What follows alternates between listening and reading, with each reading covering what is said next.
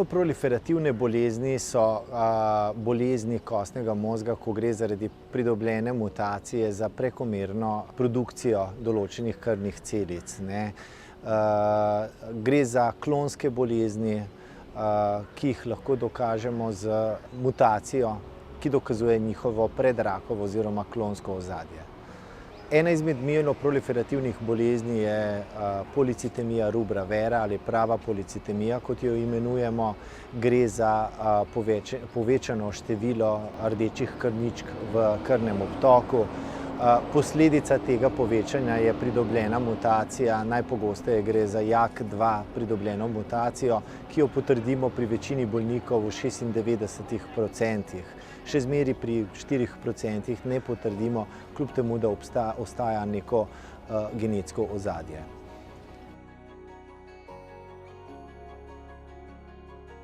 Bolniki so najpogosteje k nam napoteni zaradi povišene vrednosti hemoglobina ali rdečih krvničk v krvi.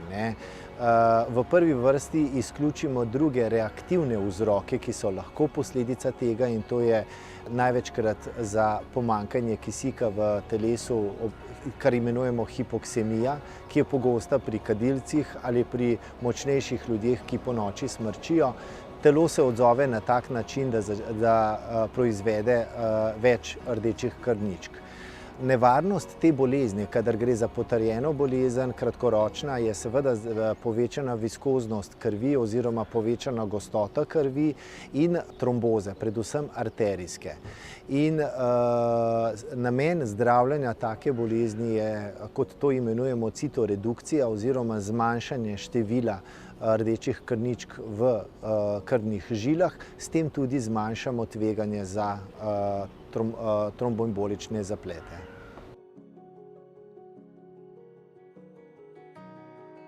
Pri tretjini bolnikov se lahko pojavlja srbečica kože po tuširanju z vročo vodo. Mehanizem je zaenkrat še neznan, vendar zelo značilen pri nekaterih bolnikih.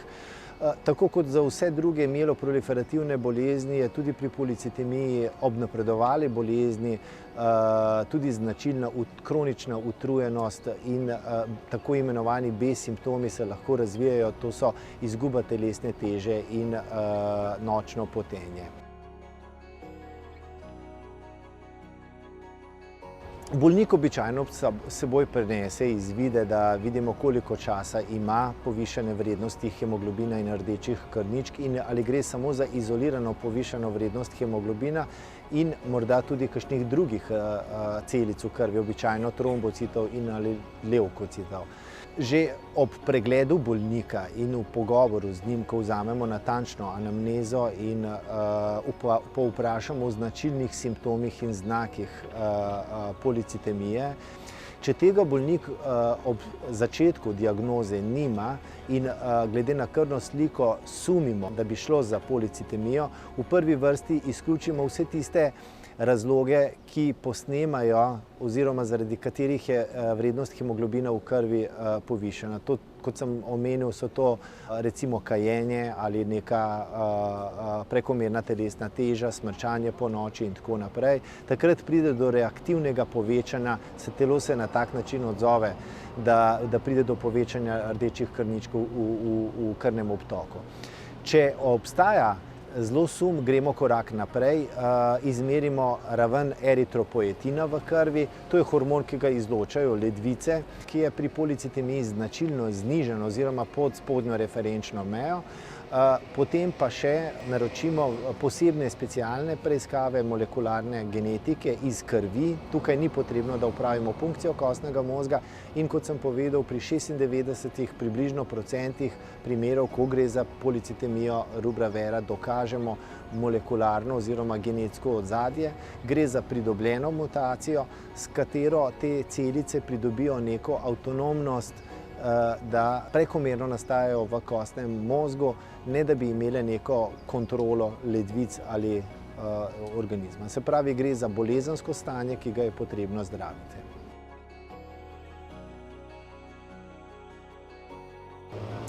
Ko vidimo, da je gostota krvi povečana, in v prvi vrsti bolniku, če nima nobene terapije za proti starevanju krvi, vpeljemo aspirin 100 mg dnevno, ki ne dela nobene škode, če to ni kontraindicirano.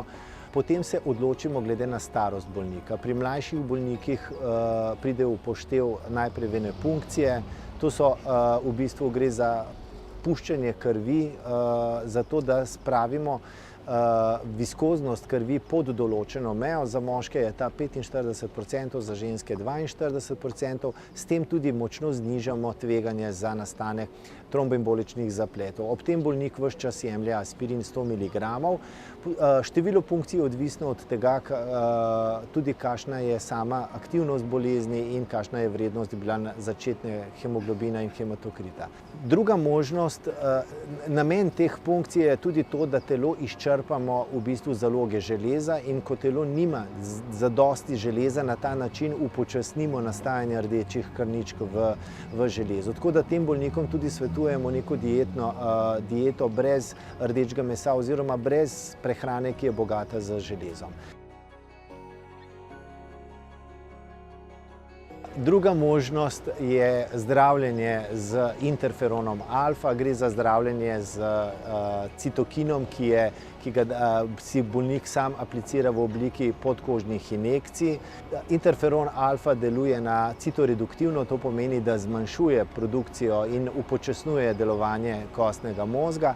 Gre za varno zdravljenje, ki ga lahko prejemajo tudi nosečnice, vendar so prisotni lahko neželeni učinki, kot so gripozni znaki, bolečine v sklepi, v mišicah, lahko tudi povišana temperatura.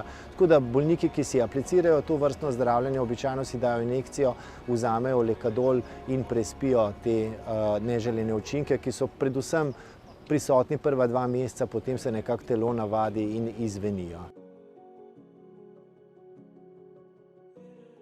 Pri bolnikih, ki so starejši nad 65 let, pogostokrat pa vpeljemo v terapijo hidroksiureo. Gre za tablete 500 mg, katerih namen je zmanjševanje števila rdečih krničk. Gre za neko obliko blage kemoterapije, ki je relativno varna. Stranski učinki se lahko pojavijo po večjih letih, več kot 10-15 let, lahko pride do nekih kožnih sprememb, stanjšanja kože, hiperpigmentacije, lahko razjed na koži.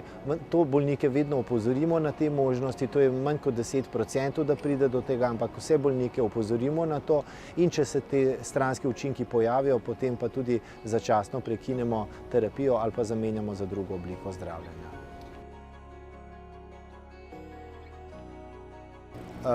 Če povzamem, policitemija rubra vera gre za kronično mieloproliferativno novotvorbo, pri katerih je zelo pomembno to preprečevanje akutnih tromboemboličnih zapletov, zato je pomembno, da vzdržujemo viskoznost krvi nizko, se pravi pod tistim pragom, ki je določen po smernicah, da bolnik jemlje redno aspirin oziroma drugo zdravilo, če že ima v svoji odprej redni terapiji, in da skrbi za redno hidracijo in zdrav slog življenja.